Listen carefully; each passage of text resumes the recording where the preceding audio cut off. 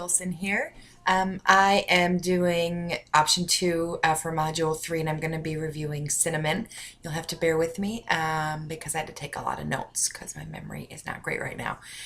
So anyway, cinnamon is a member of the Lauraceae family, and it is cultivated in tropical and subtropical regions like India, Brazil, Sri Lanka, Vietnam, amongst others.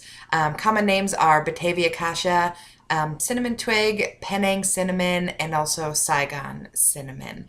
In addition to being a food item, cinnamon is also an essential oil, and our textbook, Peterson's textbook, identifies it as having at least 94 volatile components identified and 54 constituents identified in the cinnamon bark essential oil.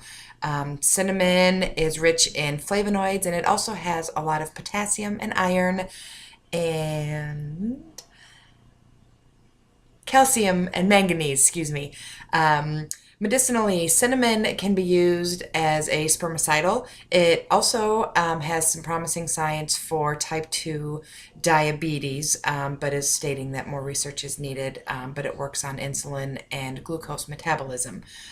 Cinnamon can also be used for GI and muscle spasms. It's also good for nausea, and the preventing of vomiting.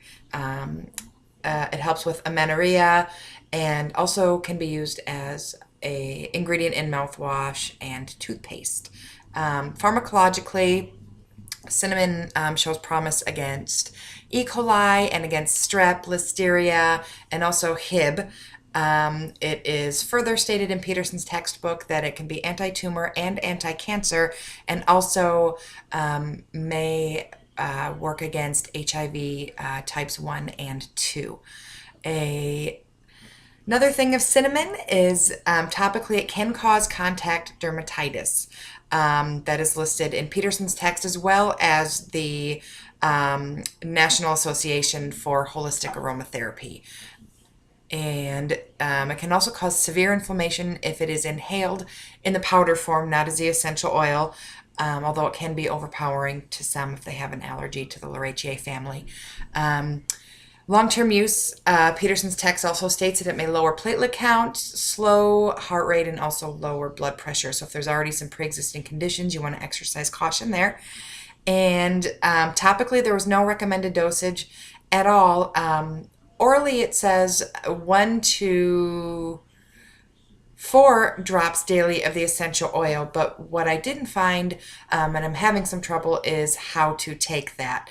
I always err on the side of caution with essential oils when it comes to ingesting, so I just say please seek a certified aromatherapist if you want to ingest essential oils, and I am not yet a certified aromatherapist, so I'm not going to tell anyone to ingest anything.